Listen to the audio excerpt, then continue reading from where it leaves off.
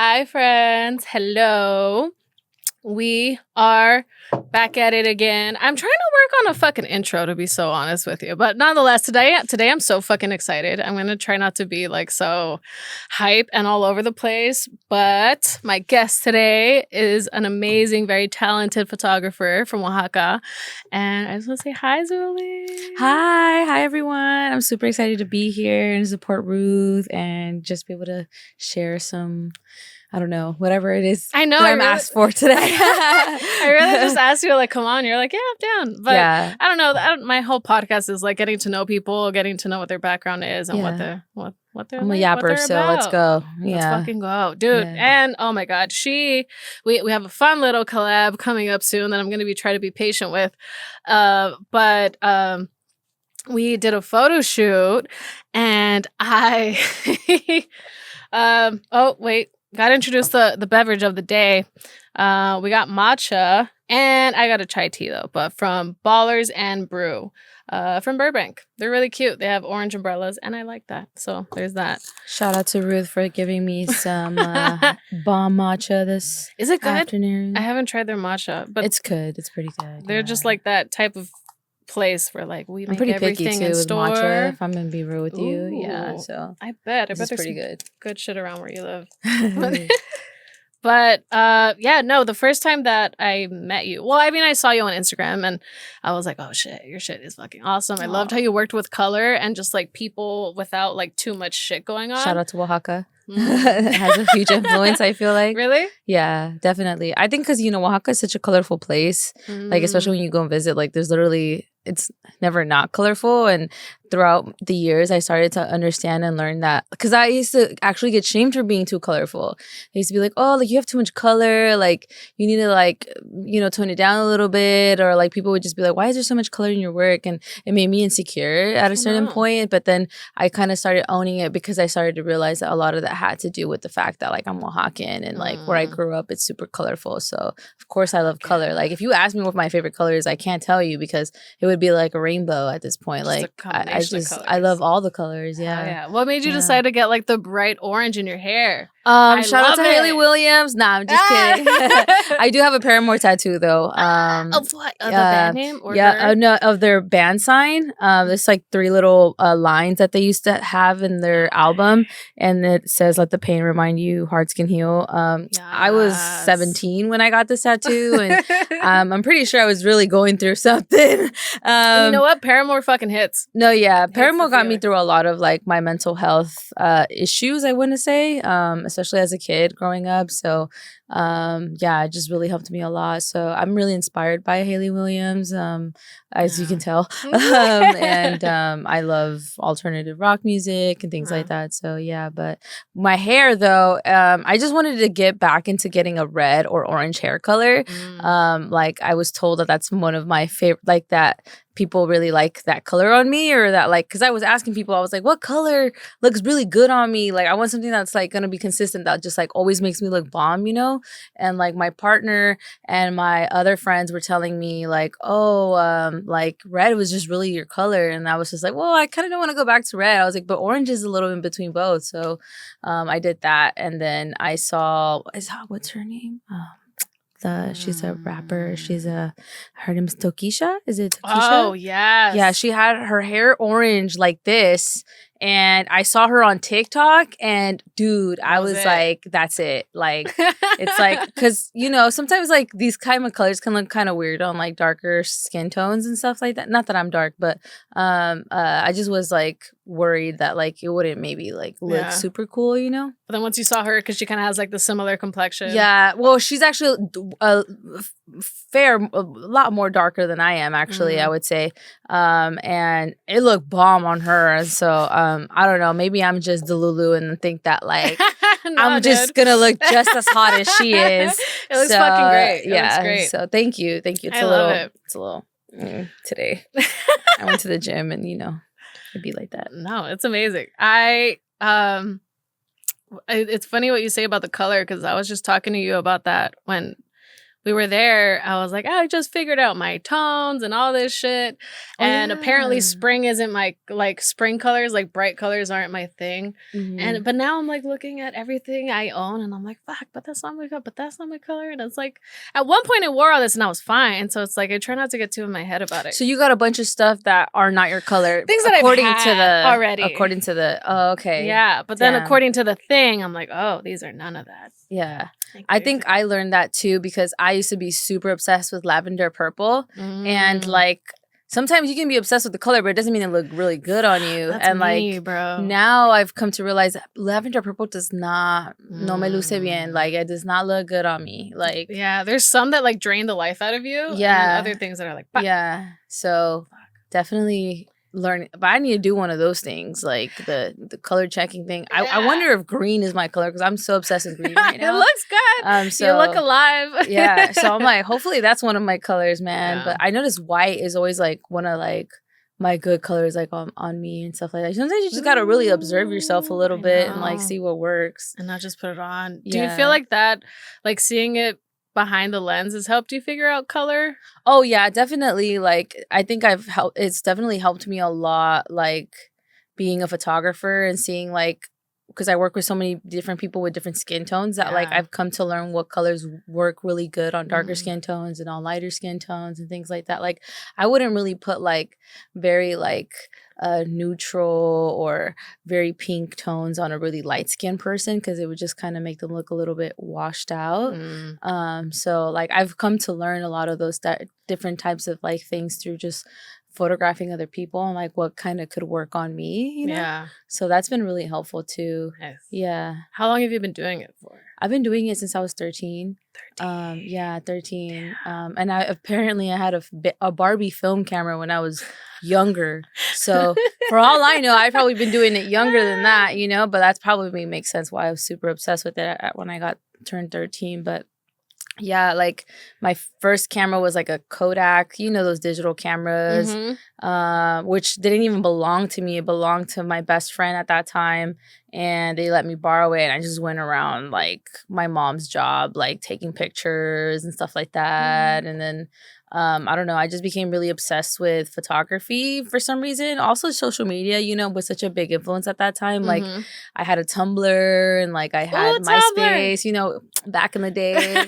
And I think all of those things had a really huge impact on like me with photography and stuff. Like I was really inspired by that. So that also made the like get more into it and stuff. And shout out to my uncle because my uncle was the one who got me my first DSLR camera. The only person that ever like I guess had faith and like believed in me when I said that I wanted to do photography, even though at a young age it's like, okay, whatever, you know? But yeah, he got me my first camera and then shit just hit the fan from there. I was just like, oh yeah. Like, you were inspired. I was like, this is it. Yeah. But I didn't realize how hard it was gonna be as you get older, you know, trying to make a living out of photography too. So kind of delulu in a sense, but like also I've been doing well. So like I can't say that hasn't been the case for me, but like it's just definitely a hard career to get into and survive off of. And I feel like I didn't know or care about that at such a young age, you know? And now I'm like really fully committed. So it's like, you know, like I didn't have a backup plan. I don't have one, you know, like. You just dove into this shit. I just dove into this shit, yeah. Like, fuck it. Whatever comes out of it, at least you know that like you enjoy it. And yeah, at least that I'm passionate about it and I love it, you know? Yeah. Like, but yeah, I'm married. I'm married. Married to it. Okay, what was your personality like as a child? Because my first question to you was gonna be, have you always been that bitch? No, I used to actually it's funny, I definitely had the same vibe. Definitely, I was always a kind of emo looking kid. Really? Yeah, because I look at my hair now and it's giving kind of rockera vibes, and I'm like, oh, I'm back to like my 12-year-old self. That's like it's a going back to my roots. But no, I actually used to get bullied a lot like growing up, and it happened for like many years, and I think that had a really big impact on like my self-esteem growing up. And so I was really shy growing up and like really timid and things like that. But I mean, Well, actually, I want to say I was always loud though. I was always like very like I'm a Libra, so I would just always chatterbox. I feel like, and I was always very artsy and very weird with like my hair and my clothing, and I think I just really loved being like different from people, and like I don't think I matched up with a lot of people growing up, or I was just came off as weird or strange. And so people used to bully me a lot because of like They picked up on that. Yeah, they picked up on like the fact that like my hair was weird or like my style was weird. Like so yeah, people used to bully the crap out of me. And then eventually a lot of that ended in high school, and I think high school is where I started to gain a lot of that confidence. I played soccer my whole life. And I think soccer really helped with like my confidence because I realized I was really good at soccer too. And once I got to high school, people used to people actually really liked me because I was really good at like sports and stuff like that. And so that built a lot of confidence, you know? And so I was like a jock or whatever. And like, that really helped me a lot with and then also just not being in school with people who bullied the fuck out of me. Yeah. You know, like once you find like your own people that you can actually be comfortable with. Yeah. Like who you are and feel stuff safe like enough that. to like branch out and be yourself. But I still think it's a work in progress, you know? Like when you say like, oh, have you always been that bitch? I'm like, damn, like, am I that bitch? Like really? You get imposter syndrome too? I definitely do. And like that's crazy. I'm like, I don't know if I'm like happy that I give off that bitch vibes. But like inside I don't know if I 100% feel that way, but like I feel like I'm starting to and trying to embrace that side of me, because this is not the first time that I get that. And then I'm kind of like, okay, cool. Like maybe a lot of people think that I come off as very confident, you know, but like, but I don't see that. And so it's like, it's very interesting, like seeing absolutely. that, you know, like you do. Like I first met you and like you were just chill. You're just mellow. And I knew. Okay, so here's the thing. I knew that I could like unmask with you with my ADHD. Because usually when I meet somebody, I can like something in my brain turns on of like, oh, okay, I have to like be normal and match their normal and kind of like be this person. But then when I was with you, I was like, oh, okay. I felt like I could breathe and I could like be myself because I felt like you got it, that you didn't hold up to a standard, you just were.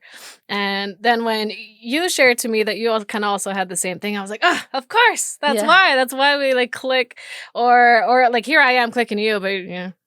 That's so cool. I'm happy that I give that experience to people. I think in general, like with I only think like, oh, let me match their normal when I'm like with a white person. Like and that. Sorry, it's not you, it's me. I was just like I feel super subconscious around white people sometimes because I feel like they're so judgmental sometimes or like very like or I've been taught to think that way, you know? And so I think like in like those type of settings, I'm like robot time. Like let me match your freak right now.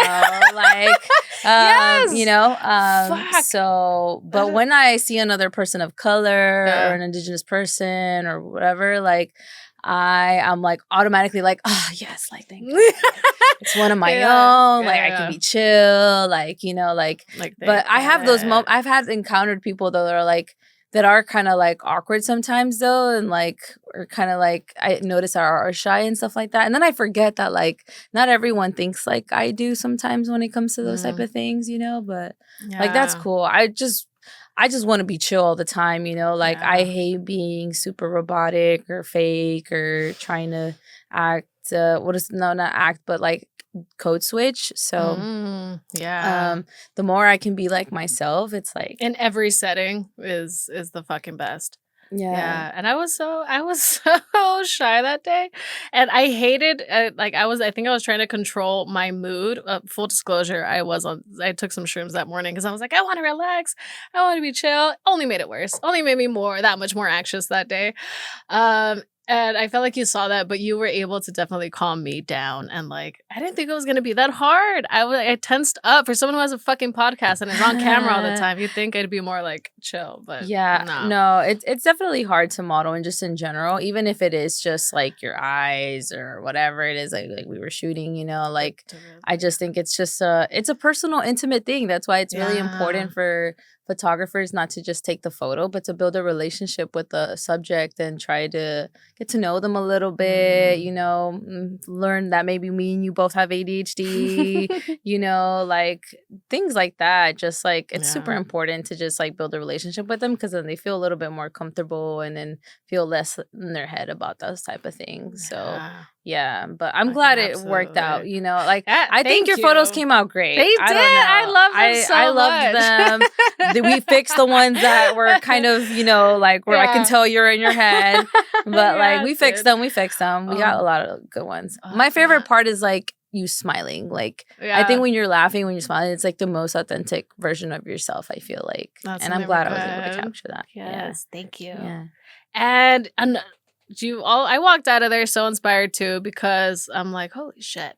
Like, she also has ADHD, but she has her own studio and she's so productive and she's got so much shit going on. And I was like, these are all the things that like build you up into being like the badass that I picture you that you are. Well, that you are, period.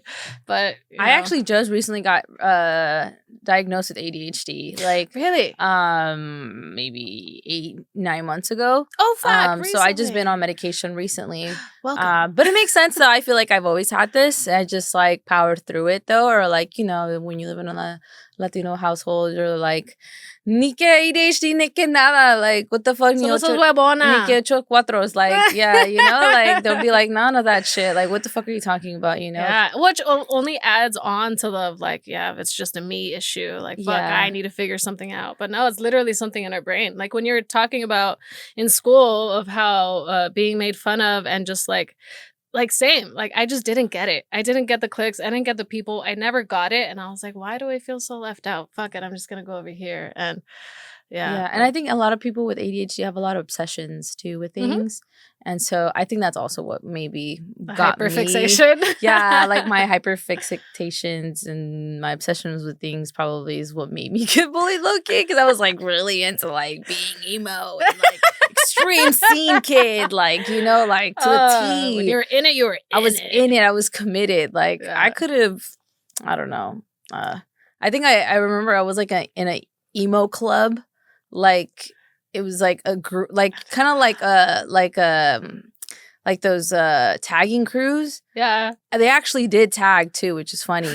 But it was like, instead of like being like those hard like taggers, it was a bunch of gay emo kids that were taggers. And the crew was called Fucking Sexy Homosexual Crew. This is what I'm talking about. That sounds lit. I knew I was gay from the beginning. I always knew it. Yeah. Yeah. So there you go. There was me like being obsessed, being an emo and drawing FSHK everywhere.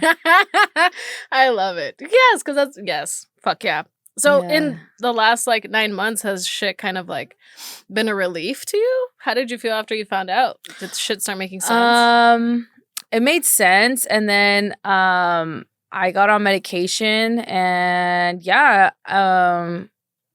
just like I think I feel like I was always been able, so I never had ADHD medication growing up, but I used to always use weed as a way for me to concentrate on things. To concentrate? Yeah. Huh. So I think that it all made sense to me. I was like, oh, well, that's probably why I smoke weed every time I want to work on something, because otherwise I can't concentrate. You know what I'm saying? And so replacing the weed and putting that with like Adderall to me, which has all the, I don't know, whatever it is that it needs to like with my brain chemistry, like it all clicked. And I feel like now I'm like way more productive. Like I think last year was like a really productive year for me. Like I shot like an extreme amount that like I didn't even know that I was capable of. Like, so I don't know. I feel like relieved now that I understand like what's going on, and then like how I can like, you know, fix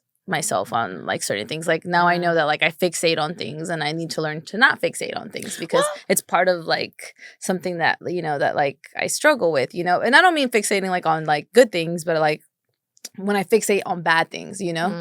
Yeah, because I feel like when I fixate on things, it could also be bad things, and then like it's like I go into this like loophole and I just like you know, go downhill. But yeah, definitely has been super helpful for me to be on medication for my career and like for me in general.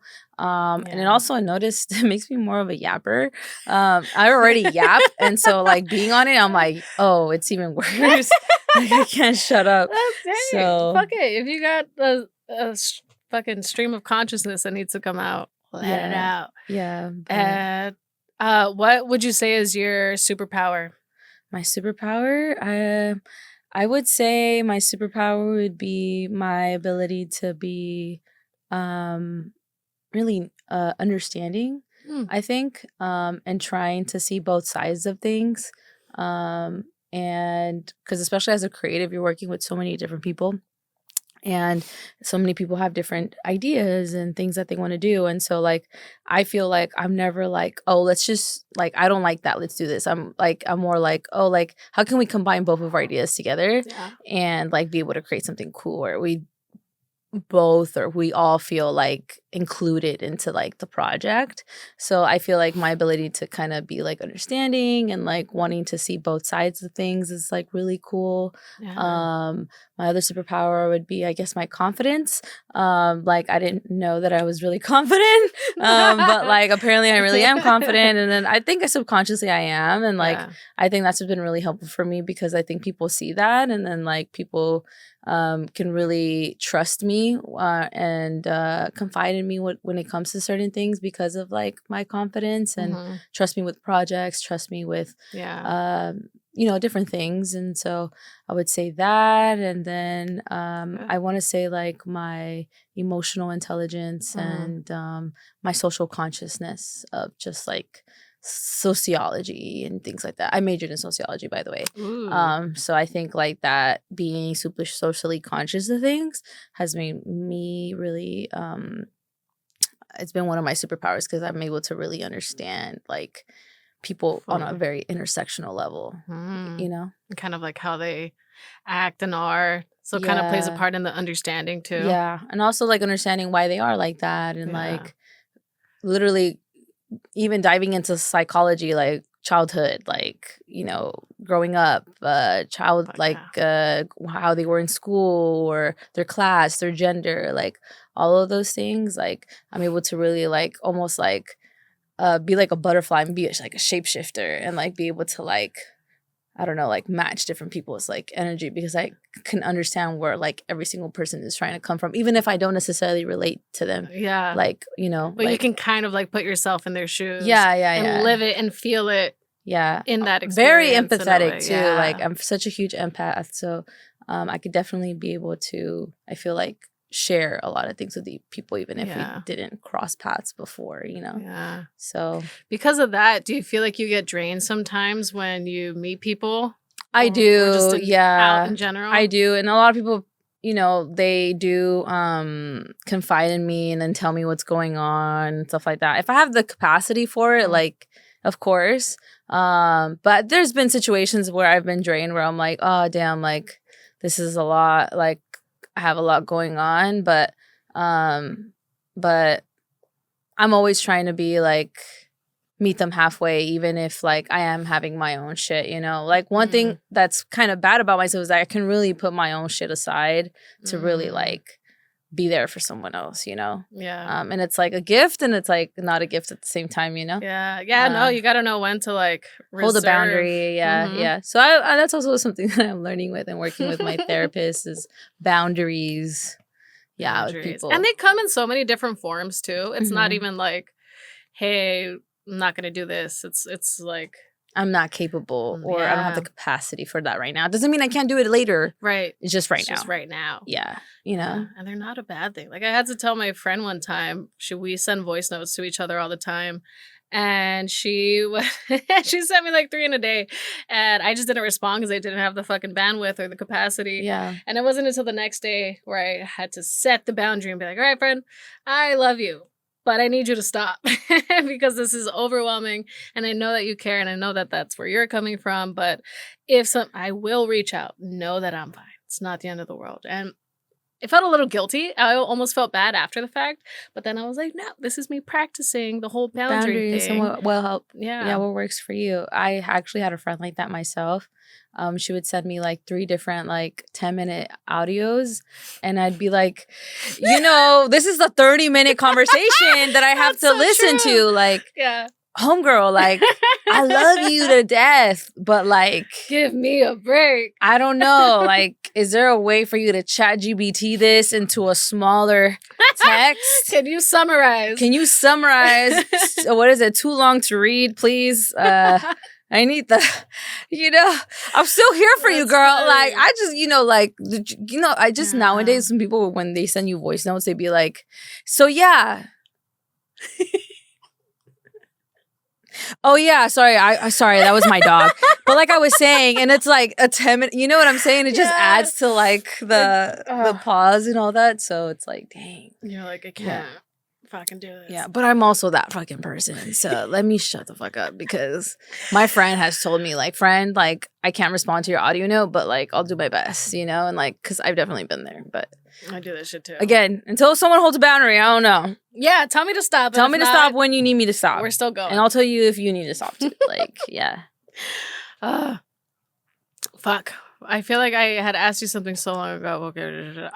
Okay, so in the intro of this episode, I said photographer from Oaxaca, but I want you to define yourself. Like, how would you describe yourself to somebody? Dang. How did I describe? I would say you're more than that, I'm sure. I think it's so hard to define what I am because I'm still learning things about myself. Like, I definitely do think that I would consider myself, how I would describe myself would be like a very cultural photographer from Oaxaca that is centered in identity, that's centered in race and class and gender and social problems, and a photographer that is about representation and about color and color theory, and that's really into lighting and storytelling, I would say. Yeah. So someone who's like all of that in one. Yeah.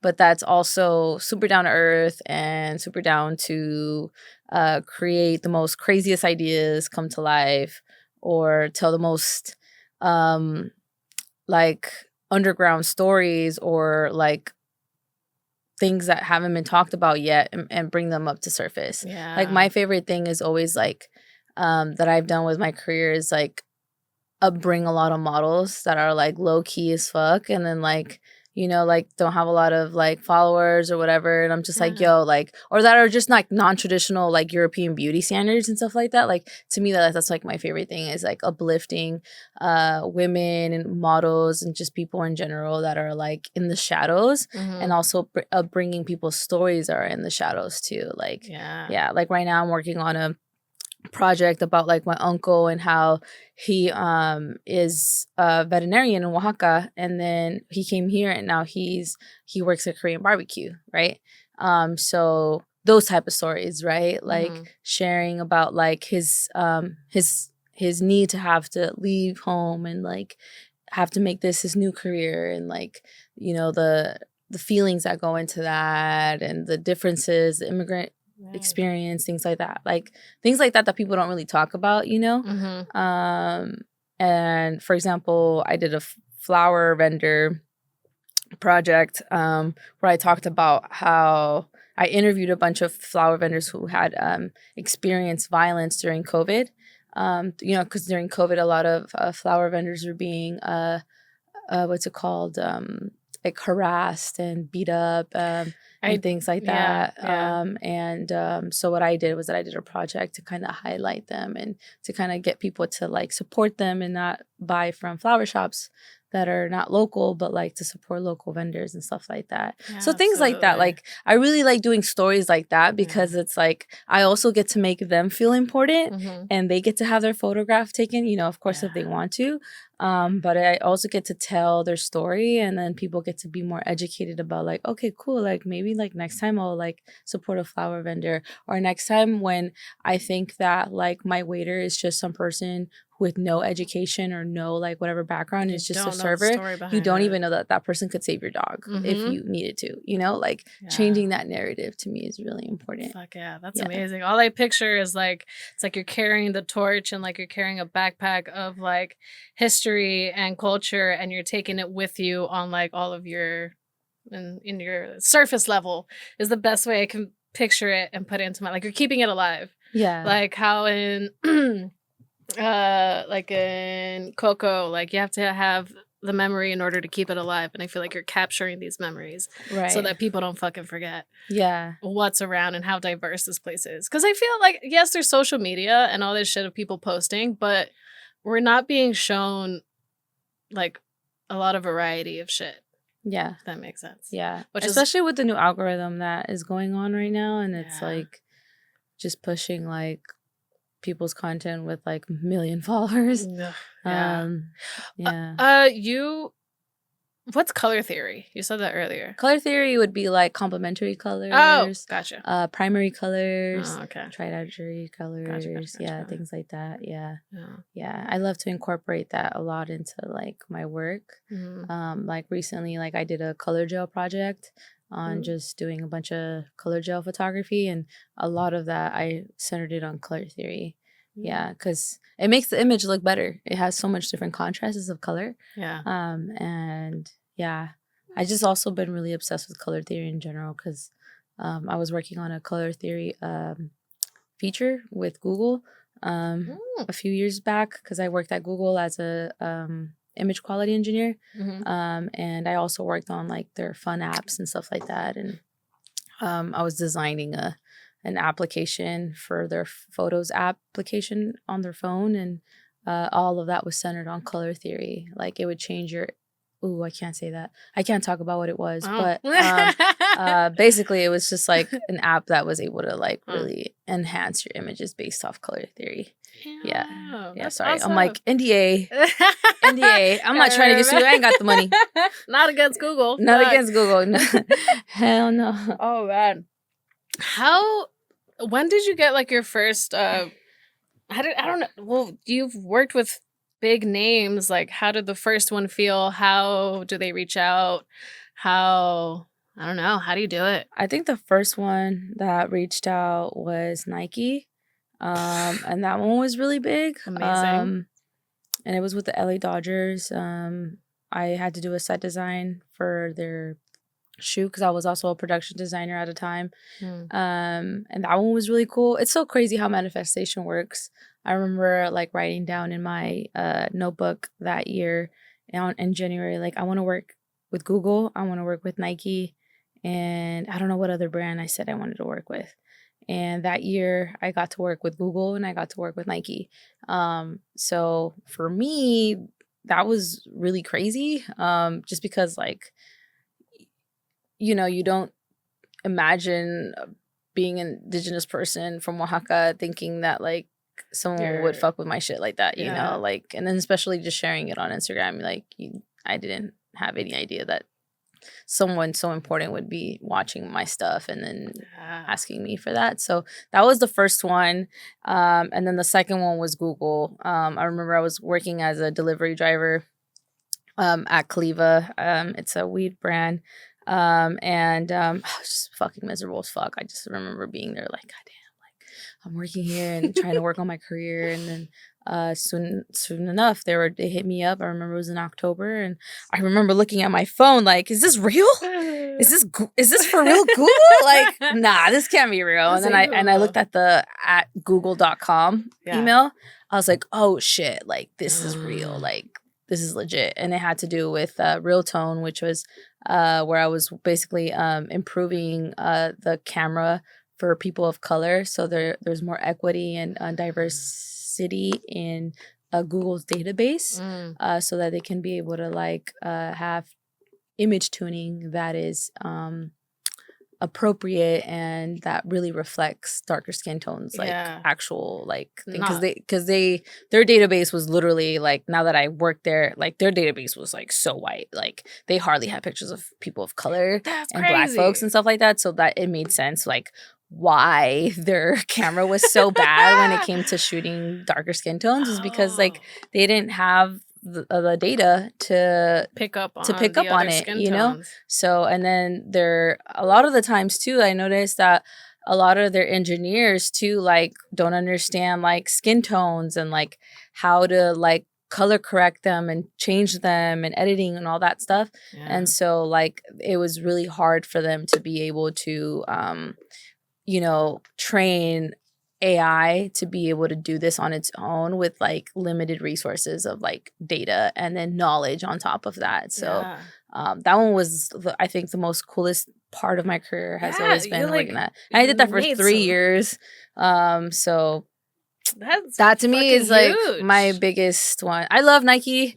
I just recently worked on Adidas, a shoot for their New Jersey that's coming out. But like I think that I'm so grateful for these opportunities with Nike and Adidas and everything. But like, I really do think that work that I did with like Google was like, to me, like what I'll always take home, you know, like, because it wasn't something that I was just like for show, you know, like it's not just like a picture that I'm showing. It's like technology that's changing the future and then changing the way people of color and darker skin tones and just Black folks in general, the way that they perceive themselves and see themselves in their phone. Like, dude, that's like huge. It almost makes me want to cry. That's like history that like, you know, that is just, it's just so cool. Like, I don't know. I feel like I was part of history, you know? You are. Yeah, you Definitely know? So to me, that's like the biggest thing I've ever done. Yeah, to me. Yeah. Shut. Yeah.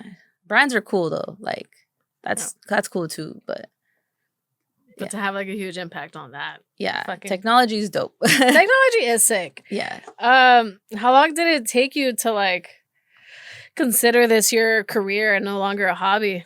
I don't think I realized that it was a hobby. Oh, you've always been about it. I just was like, I think this is what I want to do for the rest of my life. And then like, you know, like I just kept practicing and practicing and practicing and doing it. And like, I think the moment I got like my first paid client, whether that was through a graduation photo or through someone's headshots or whatever, I was like, cool, like I'm a pro now. Like I'm a freelancer now. And like, this is my career, you know, like, so yeah, but like, I don't know. There was when I stopped working at Google though, it's when I started was like, okay, like this is like I'm gonna really take this like a lot more serious, because like it's one thing to like have a job and then also do it on the side, you know, but even then like when I'm having a job and then like I'm also doing it like on the side, like photography, like I still consider myself as like a professional, you know, like I don't think of it like, oh, it's a hobby. Like I still consider it as like part of like my career, you know. It's just like not a full-time career yet, you know, like but definitely the main thing. Yeah, but during the pandemic is when I really took it seriously, actually. Oh, is it because you had time? Because I had time. And I had a lot of time. And then my first gig with Google and Nike happened during the pandemic. So that's when I was like, okay, cool. Like, I have talent. Some people are noticing. And, like, I need to take, like, my career very seriously. Because I did. I mean, not that I didn't take it seriously, but I just didn't realize people were really watching me like that, you know?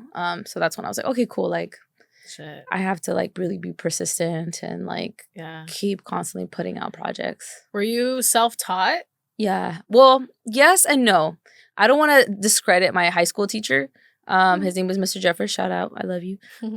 He got me into film. I used to be a film major, actually. I thought that I was going to do like movies and like films and stuff like that. Because I got into that class, and then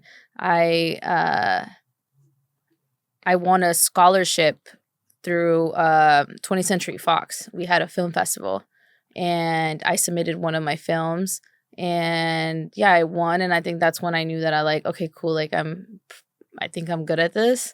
But like all of that came from like the knowledge from that teacher. Like he taught me basically all of the things, the settings and all the stuff about cameras is very similar to photography when it comes to film.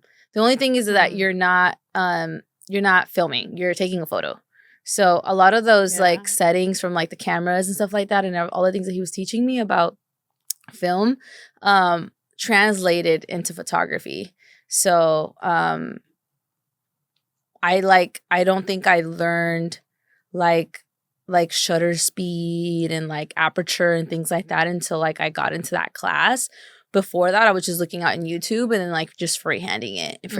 And then he taught me like all like the official rules that there was in high school. Yeah. And then that was it. That was the first like photography class that I took, and then like the last one. Yeah. And then everything ever since from there, I just like freehanded and like was on YouTube or like learned through other people, things like that, friends or whatever. That's crazy because the equipment you have is so like huge. And I've had to really like teach myself how to use those, you know, like I always used to use alien bees, and that was kind of cool, but then like I never knew how to use Pro Photos. I bought one and then I just fuck it. I was just like, I'm just gonna use it and learn it as I go. The same thing with like film and medium format and stuff. Like I got the camera, like just started playing with it, and then just taught myself how to use it. Just you go know, from there. yeah, Fuck. yeah. So a lot of self-taught stuff going on here in my brain. Yeah, it's also hard for me to sit in classes, and like maybe that has a lot to do with my ADHD. It's definitely that, but I feel like when it's something that we actually care about and want to do, then the hyperfixation comes in, and then it's great because we'll fucking take it all the way through and learn everything about it because we care about it. Yeah. But if there's even a slight, I don't wanna, it's not gonna happen. For us. Sure. Yeah. And especially I've accepted that for me because I always thought I was like bad in school or I wasn't smart or did like all these negative things, but it's just I was just focusing my energy on the things that you shit cared that about. Yeah. It just didn't even matter. Like this is the most consistent I've been in anything. It's almost going to be like a year, and it's because I care. I care about listening to other people's stories, and you know whatever comes out of it, maybe nothing, maybe something, but I like it. Nice. Yeah. I was going to ask you too, how long have you been doing it? Dude, it was in May last year when I started, so it's about to be a year, and it's crazy. I know. Like, and it's hard to stay committed to things when you have ADHD, bro. So fucking hard. Like, congrats, man. Like, thank you. It's and if anything, it keeps me grounded because I could so easily dissociate, and like, which is when I smoke weed, I'm in my body. I'm no longer like in the world. I'm just like comfortable, present, not present, opposite of that, zoned out. Because it's just I got anxiety from ADHD because I couldn't pay attention to shit, and that made me feel bad. But if I slow down some more, see, like now I'm losing my train of thought. I'm like, what am I talking about? I don't even know. I know we're talking about like the year. You turned a year. Yes, you stay consistent with it, even though you have ADHD. This grounds me. Yes. Okay, so this brings me back so that I'm not floating in this weird society and in space and work. That's like I have something that I'm working towards and like constantly growing in and getting creative with. And yeah. That's amazing. Something to look forward to every day. Yeah, something to fucking look forward to. I realize though I have to have a goal. I need to get better at manifesting. Same. Like you, how do you manifest? Do you still manifest? You know, man, when I got that job at Google, it was crazy. Like I went super all out. I was like Googling all types of ways. Like I got like a piece of paper. Obviously, I had already wrote in it, right? In my notebook, because I heard writing it down is really important. But I would write down and be like, I work at Google for this amount of years. I love my job at Google. I love my friends at Google. I just accepted my Google offer letter. Making this amount of money at Google. Like literally just talking about it in the present tense and no past tense. And then also talking about how I feel about it, like all the happy feelings that I would be feeling, all the stuff like that, as if like it's already happening, it's already mine. And then I would write that down over and over and over and over and over. And then I would also write it down on my paper. Well, obviously I'm writing it down on my paper, but I would also burn it on a full moon and then read it out to the moon and then pray to my ancestors and God. And then that's how I manifested. Fuck yeah. I don't Google. know. Yeah. Yeah. I don't know. I love it. You know, I don't know. I think that, like, I don't know. I sit here and I'm like, dude, like, I feel like that shit worked. It does. I don't know, man. I feel like it really, really worked. So, like, this year, what I did was that, like, I wrote down that I wanted to work with Adidas on my notebook. And then I worked with Adidas just, like, last week. Girl, you're I'm like, powerful let me write something down real quick. Click. I love my house on the hills. Yes, exactly. Yeah. I have $1 million. Yeah, dude. When did you get your studio? Oh, I got it on my birthday. Well, I'm lying. Oh. No, I didn't. Sorry. My studio opening was on my birthday. Oh. But I got it in September of 2023 or 24. 24. No, 24. Last year. No, 23. Sorry, 23. Okay. We're in 25. Yeah. Right? Okay, duh. See, this is happening. Yeah, so I got it in 2024 of September. Yeah. And it was the year that my contract with Google had ended and I didn't know what to do with my career. And I was like, oh my God, like I want to freelance, but then I also want to do something cool. Like I want to have a business. And like, I just was like, you know what I really want to do? I was like, I really want to do studio memberships. Like there's a lot of creatives that like want, because I was thinking about a problem that I have where it's like, I wanted a studio so bad, but I didn't want to sign a lease. I didn't want to pay all of the rent by myself. It's funny, I ended up doing that anyways. But I wanted artists to be able to have a space, like a gym, where they could work out their skills as photographers or with their models and then not have to worry about hourly fees, instead of paying like a membership instead, where they can have a like unlimited amount of hours or a certain amount of hours to work on stuff. And it would be way more affordable than them doing it hourly. So that occurred to my mind and I was like, okay, let me do that. Let me have a membership and then also rent out the studio hourly too. And then one thing that I noticed was like, I would go to like so many different studios, like FD Studio or something like that in LA. And none of them like had good lights, man. Like all of them had no shade on Godox or no shade on like Newer or Alien Bees or anything like that. They're great. They're good for starting off, right? But like I really wanted to elevate my work and I really wanted to work with like Pro Photo and stuff like that. And so I wanted my members and my clients to be able to create high-end work with like the best equipment, you know, at a like lower price. So fuck yeah. So that I just like thought about that and was like, okay, I'm gonna invest all the money that I made at Google. And I'm gonna put that into all these dope ass lights and I'm gonna get a psych wall and like, yeah, I don't know. Dude. It was a very impulsive moment. I bet. It was a very impulsive moment. Like I probably would have waited, honestly, like now that I've been in this for almost 2 years. Yeah. Not that I don't regret it. I don't regret it because I've had so many great opportunities through it, but like I would have taken my time more with it. What would you have done differently? I would have saved a lot more money. Because $50K was not enough. Yeah. It's not enough. $50K is not enough to open up a studio. If you're trying to do something like that, at least have $100K.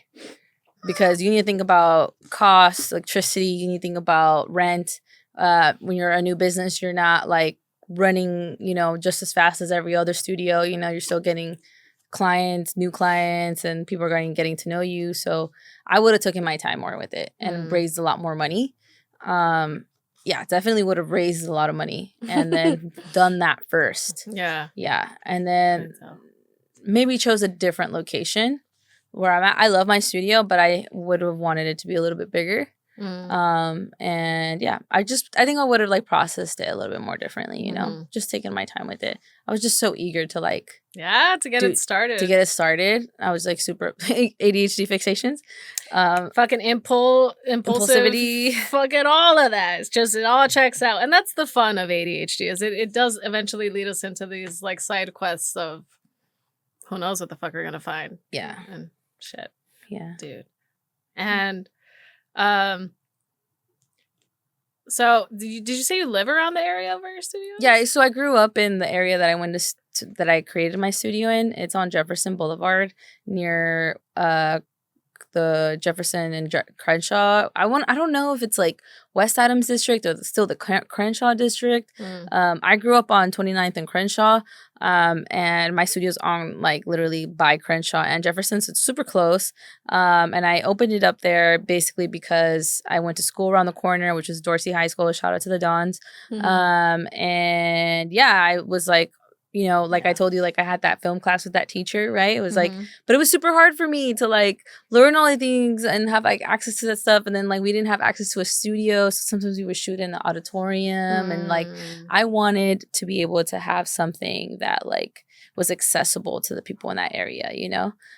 So yeah, so I just opened up the studio there, especially because of gentrification that's going on Jefferson Boulevard. That's what I wanted to ask you too. And What's I was like seeing all these new like fancy restaurants and all these stores that were opening up, and I was like, dude, like what's gonna happen one day when like all of this shit's taken and I'm not gonna have a say or a participation in like what's going on in my community, you know? And so I just took the jump because I was just like, I want to be part of my community too. I want to be a business that's like not just like, you know, obviously like selling memberships, but that also because we offer workshops too, like photography workshops for free. And so awesome. Yeah, so I want to do that. You know, I want to give back to my community and like teach people that live in and around the community that like, you know, they can do photography full time, that they can learn how to use Profoto now and not later, you know, because it took me years to use Profoto, right? But now like one of my students can be like, yeah, I know how to use Profoto. Yeah, you know, like that's so cool. Like to have that, like to be able to give people within that area that is like typically more low income too, like access to high end equipment for free, and then on top of that, knowledge. You know, so to me, that's like I don't know. I want to do the same thing that like my photography teacher did with me. You know, like give back and like and some, you know. Fuck yeah. Yeah. And see, that's what also goes to show high school teachers all around the world are so important. Yes. So important. Even if it's one small conversation that someone can take for the rest of their fucking life. Yes, exactly. Yeah. I agree. And you're doing that to a lot of other people's lives too by being that teacher and offering that safe space for people to express themselves. Yes. And not feel like it's out of reach. Yeah. And that's so cool too, because I have a lot of people that come to my studio and they're like, dude, like I had no idea I had a studio this close to my house. No. And I'm like, fuck yeah. I'm like, that's exactly what I want to hear. Like, this is where I wanted them to be in, you know? Yeah. Like we can have nice things too. Yeah, we can have nice things too. Yeah. Yeah, exactly. Yeah. And how has your family supported you in all of this? My mom and my dad have been my number one supporters with all this, especially my uncle too, the one who gave me my camera. So everyone's been super supportive. At first, I think my parents were kind of like, are you sure? Like it's a commitment. It's like a 3-year commitment. And I was like, yeah, like I can do it. And like I've had moments in my business where like I've literally have pulled my hair out and I'm crying. I'm calling my mom and I'm like, I don't know if like we're gonna be able to make rent next month. Like, what are we gonna do? Like, you know, like literally like just struggling as a small business owner, you know, and my mom and my dad have always been like, no, mija, like you got this, like you're gonna do good, like have faith, like, you know, all of these things. And so I think my family has just been super supportive and in general, like have been like, okay, well, like let's like upgrade your studio. Like, does your studio need anything? Does it need new furniture? Like my mom got me my first sign for my studio and like helped me like with like laminating my flyers. And like my mom and my dad have just been like my number one supporters like from the get-go. And so I'm really like grateful for them for that too, you know? Oh, it's beautiful. And my uncle too, my uncle has supported me a lot too. Yeah. Yeah. So where are they from? They're from Oaxaca. They're all of them. All of them. Yeah. Yeah. So do you have any siblings? No, I'm an only child. I have the only child syndrome. Yeah. Fuck yeah. Well, no, this is great. You got your little community. They're rooting you on and you're fucking taking on the world with your creativity and trusting yourself. And a lot of people are responding well to it. Thank you. I mean, thank you. Shit. Yeah. It's inspiring. It would be cool to have a sibling, you know, like, I don't know. But then I think about how crazy I am and I'm like, damn, I don't know if like having another sibling that's just as crazy as I am would be like cool. I think my parents would like if not crazier. There's always one that's calmer than the other. Yeah. I would hope that they're the calmer one.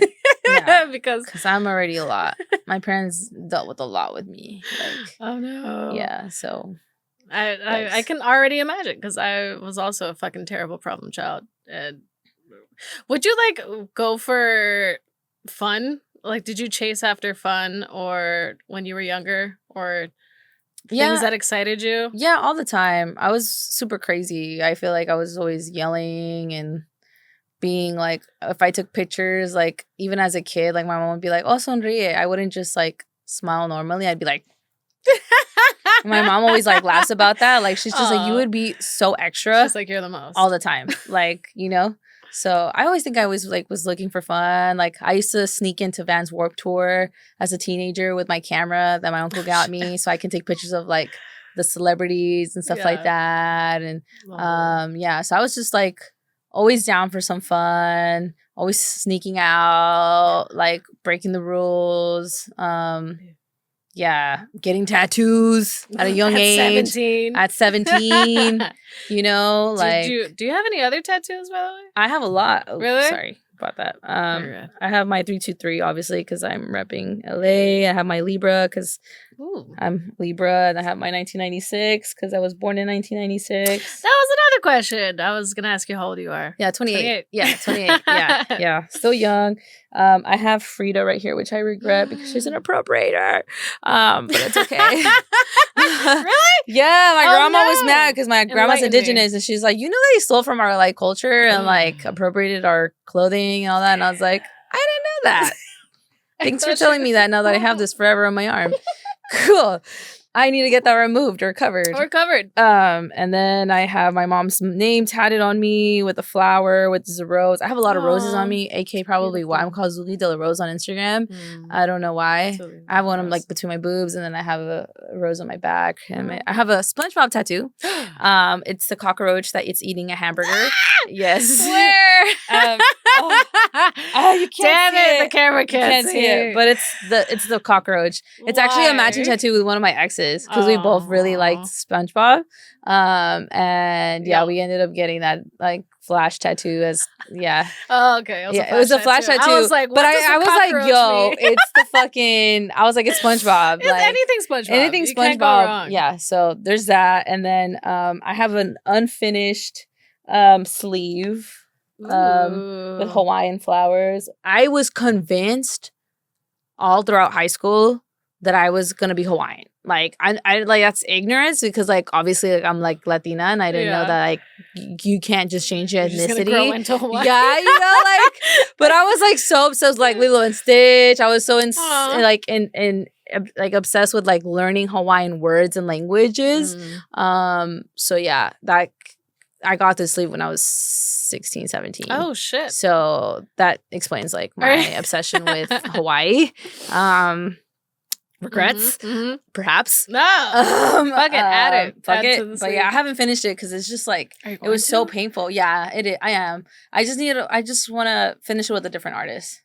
Yeah, and I haven't figured out who that's gonna be because now that I'm older, I'm like, yo, this shit's forever. Like, I gotta really like think about this because like I didn't think about this clearly, you know, before. Oh man, see, but then if we think about things too long, then we might never do it. That's the difficult literally balance. Since it's been like over 10 years for this arm. So yep, it happens. It do be like that. But I'm gonna go to Oaxaca, and then I think that's where I'm gonna finish it, dude. Yeah. Get a tattoo there. Yeah, that's what I really want to do. From Tlacolocos. I don't know if I'm saying it right. They're artists from Tlacolula, Oaxaca. And they make these sick as like they basically like convert these like Oaxacan women in traditional wear with like tattoos and like shades and like chola eyebrows and it's like non-traditional as fuck, you know, because usually we're all beautiful and like not tatted and like very glam makeup and stuff, and like these are just like hardcore, like I don't know, like cool ass women that like look like warriors and stuff like that. So I was like, fuck yeah, like I want that on my arm. Yeah. To replace this bitch right here.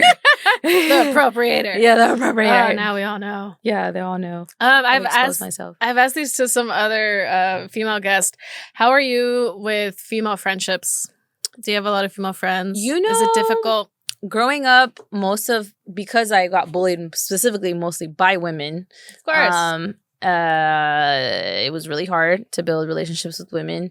And then I had my best friend from elementary school. Her name is Viviana. She really helped me build relationships with women and honoring women and being there for women and just being a girl's girl.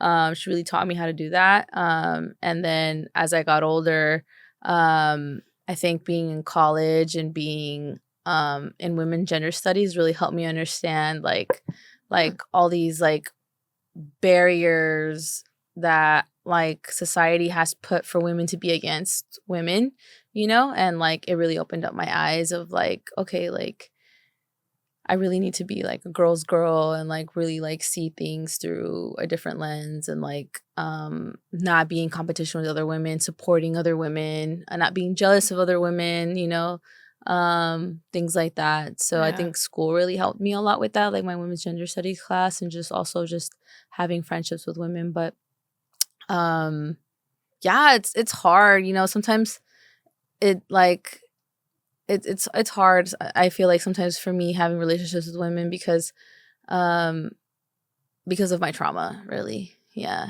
because of my trauma. Yeah. So a lot of, like now, like for example, my best friend, he's a guy. You know, like my whole life, my relationships with my best friends have been dudes. Yeah. You know, and it's hard for me not to like be that. You know, like so yeah. But I have this theory, and it's been growing with every guest. It changes all the time, but I feel like I could also just like relax and be more like I don't have to be so in my head when you're friends with a guy because they're just more chill, or also guys just don't think too much. They don't think too much. So I don't feel like I have to think so much. Yeah. Know? Because I feel like there's not a lot going on in their brain, you know? Like so like so you don't have to like I don't have to trip so much, you know? Like dudes are so like I don't know. I think men can be hella judgmental, but like I feel like sometimes they kind of not are judgmental, like hence maybe why they're sometimes not the cleanest people, or like, you know, like they don't give a fuck. They don't give a fuck. And like, you know, like, and that's nice to a certain degree. I like that. I like that you kind of don't give a fuck, you know, because like I noticed like a lot, like growing up when I had my friends that were girls, like we do give a fuck.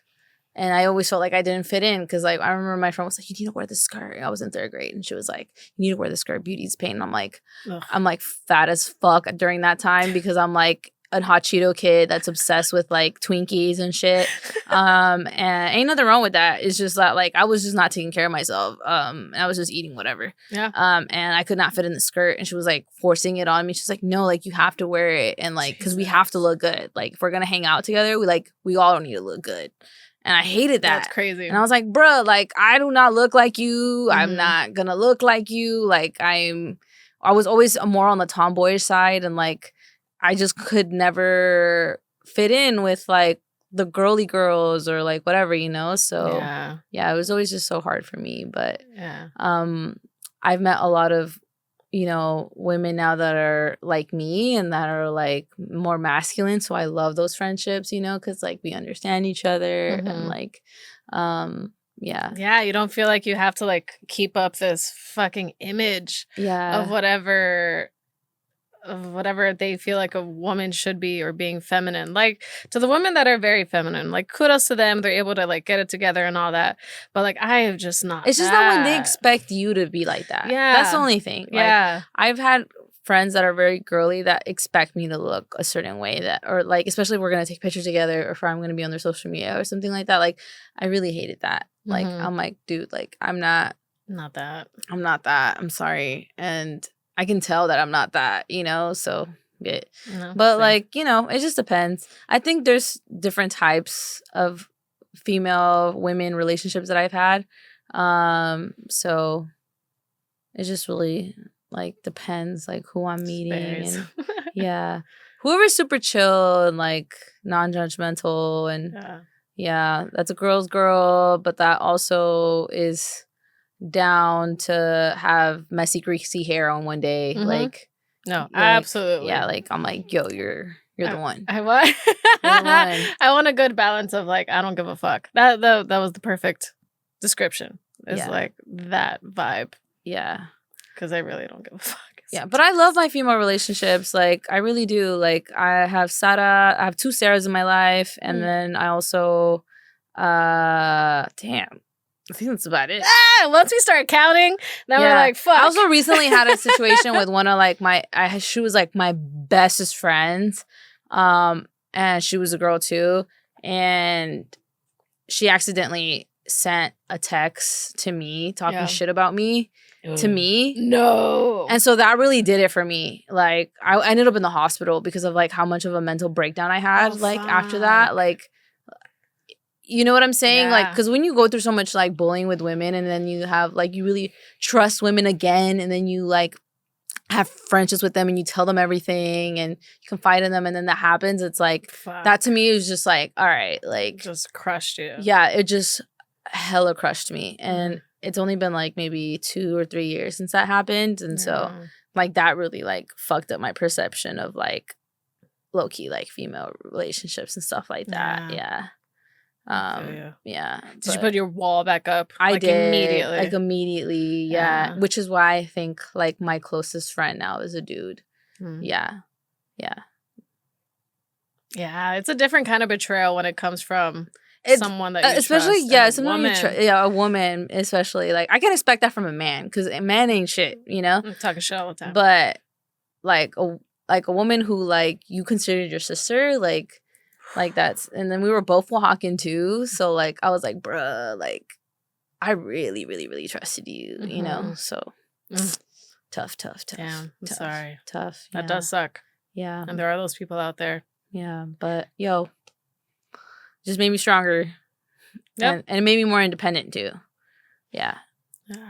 So I hope it didn't scare you from. Do you find yourself being able to be vulnerable with women? Yes, and in general. Well, I don't think I tell everyone my shit anymore. Like, because I think I told her like every single thing, like every single problem, and like I think now like I don't do that anymore with like my friendships. Like I don't tell them everything. I keep things from them. Like, I don't mean to, but it's just like I'm protecting myself at this point. Like, and I think there's going to be a limit, maybe years that maybe I'll be like, okay, now I can tell you everything and like confide in you. But like, I think that's just going to take some time for me now. Yeah. Yeah. After that. Yeah. What about you? Being vulnerable?